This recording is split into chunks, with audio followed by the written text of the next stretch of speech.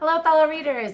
My name is Salik. This is Show Me Your Shelfie. Today I'm going to be talking about Effie Black's book, In Defense of the Act. This was nominated for the 2024 Women's Prize, and I'm trying to go through the entirety of the long list before they announce the short list.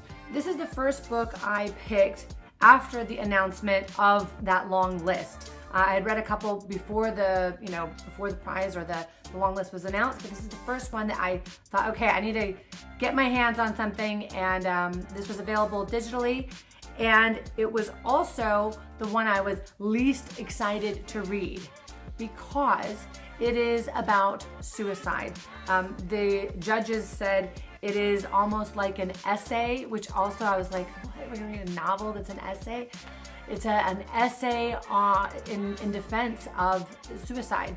And I thought, geez, man, this is gonna be so heavy and so awful. And I'm gonna do something that, like in management school, they call swallowing the frog. They say the first thing you do every day is the least enjoyable thing. If you've got a project and you do the thing that is least enjoyable first, it's gonna make the rest of it so much more palatable or so much easier to get through, to knock out those other tasks.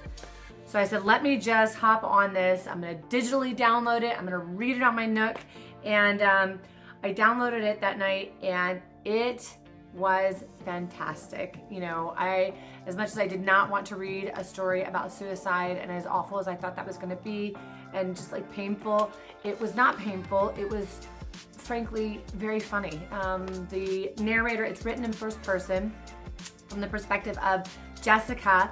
Jessica is I have to look over at my notes, she's an evolutionary psychologist and evolutionary biologist. I don't know what that combination is, but she's in a research group and she's studying the behavior of animals who commit suicide. And what she's finding is that a lot of times when animals commit suicide, it's not because they're having a mental health issue, it's because they're trying to protect the people around them.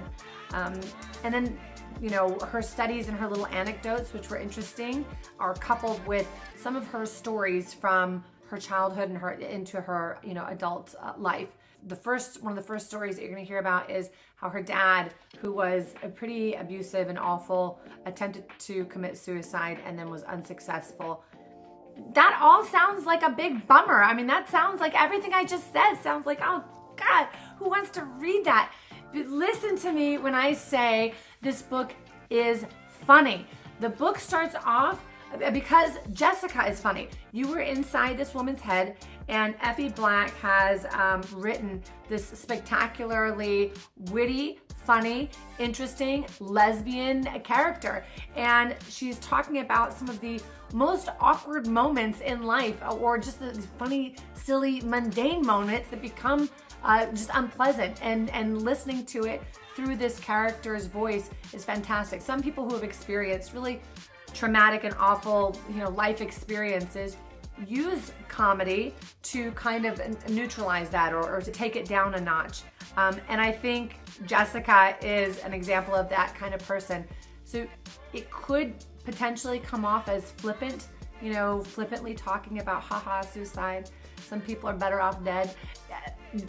I think that's one perspective, so that might turn somebody off. I didn't take it like that. I really did think some of the comments that they were making were, outlandish and funny. And the most winning part of this book for me was how propulsive it is. I think I've given other books a 5 on pacing, and I'm wondering, like, maybe they didn't deserve it, because I really read this in 2 settings. Sailor Soldier was another one that had propulsive.